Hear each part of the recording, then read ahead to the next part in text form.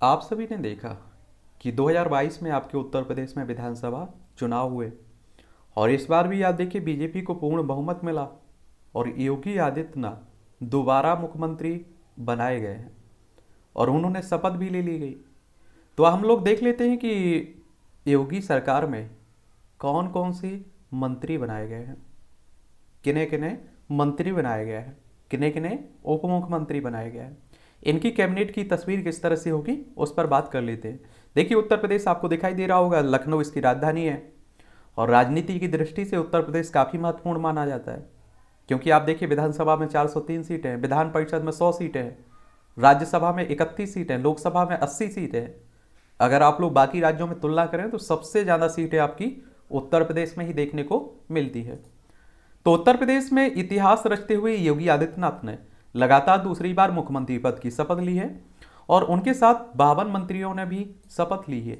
योगी सरकार 2.0 में 2.0 में यानी कि दूसरी बार में जातिगत समीकरण को साधने की पूरी कोशिश की गई है और यूपी कैबिनेट में इस बार जाट समाज से 8 मंत्री बनाए गए और जबकि 8 मंत्री ब्राह्मण समुदाय से और 8 मंत्री अनुसूचित जाति से। इसके के अलावा आप देखेंगे 5 महिलाओं ने भी मंत्री पद की शपथ ली हुई है।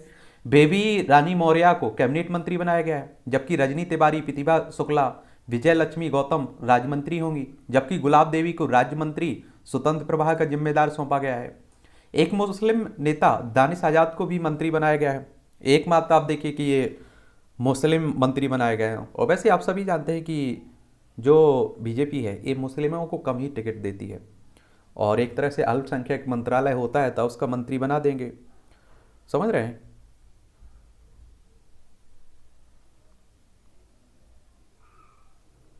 तो इसीलिए इन्हें दे दिया जाता है और ऐसा बीजेपी वाले भी मानते हैं कि उनका टिकट उनका किनका मुस्लिमों का वोट उन्हें मिलता नहीं है, वो यही सोच के बैठे रहते हैं और उनका यही सोचना भी है, मानना भी है। कैबिनेट मंत्री की बात करें तो आप देखिए कि उनके डायरेक्ट कोई ना कोई उनके अंडर में मंत्रालय रहता है और राज्य मंत्री की आप देखें तो राज्य मंत्रियों को या तो मंत्रालयों विभागों का स्वतंत्र प्रभार दिया जाता है या उन्हें कैबिनेट मंत्रियों से जोड़ा जा सकता है, उन्हें एक तरह से उनके लिए। और आप देखिए उप मंत्री हो जाते हैं, उनके स्वतंत्र भार नहीं दिया जाता है उन्हें। और कैबिनेट मंत्री के लिए तो आप देखते हैं कि केंद्र सरकार के महत्वपूर्ण मंत्रालय जैसे गृह मंत्रालय, रक्षा मंत्रालय, वित्त, बाहरी मामलों के इस तरह के उन्हें क्या दिया जाते हैं, मंत्रालय दिए जाते हैं। बीजेपी ने सिराथू से चुनाव हारने वाले केशव प्रसाद मौर्य को दोबारा डिप्टी सीएम बनाया है। वह मौर्य समाज से आते हैं, पूर्वांचल से ताल्लुक रखते हैं।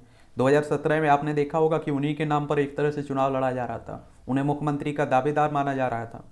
लेकिन इस बार मुझे लगता है कि योगी आदित्यनाथ का रास्ता साफ हो गया, क्योंकि आप देखिए अब तो केशव प्रसाद मौर्य ने भी अपनी हार मान ली होगी और मुख्यमंत्री बनने का सपना छोड़ दिया होगा। जबकि दिनेश शर्मा की जगह इस बार ब्रजेश पाठक को डिप्टी सीएम बनाया गया।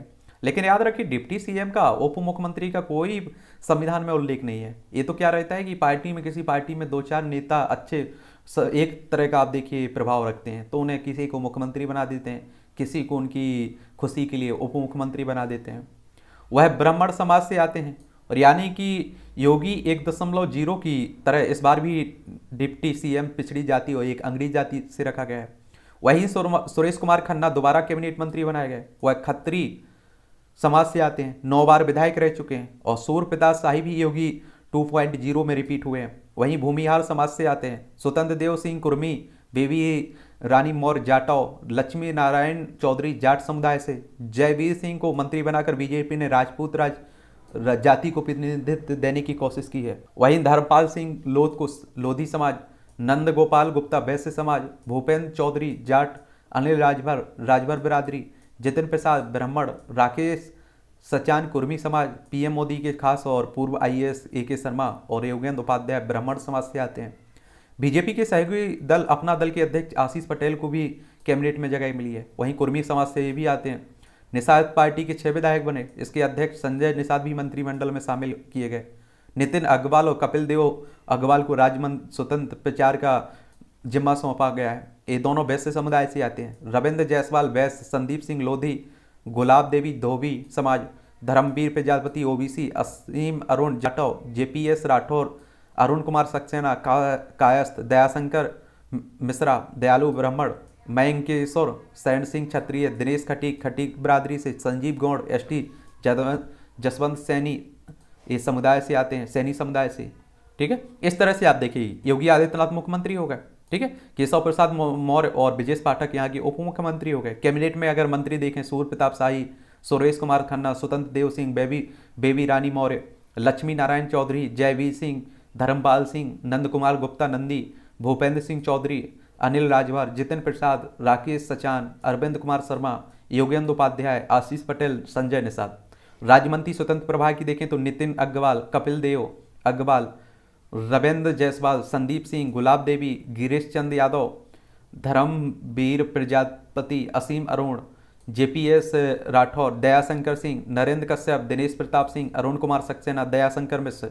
राज्य मंत्री की बात करें तो मयंक किशोर, दिनेश खटीक, संजीव गौड़, बलदेव सिंह औलख, अपील अजीत पाल, जसवंत सैनी, राकेश निषाद, मनोहर लाल मन्नू कोरी, संजय गंगवार, विजय सिंह, केपी मलिक, सुरेश राही, सोमेंद्र तोमर, अनूप प्रधान, प्रतिभा शुक्ला, राकेश राठौर, रजनी तिवारी, सतीश शर्मा, दानिश आजाद अंसारी, विजय लक्ष्मी गौतम।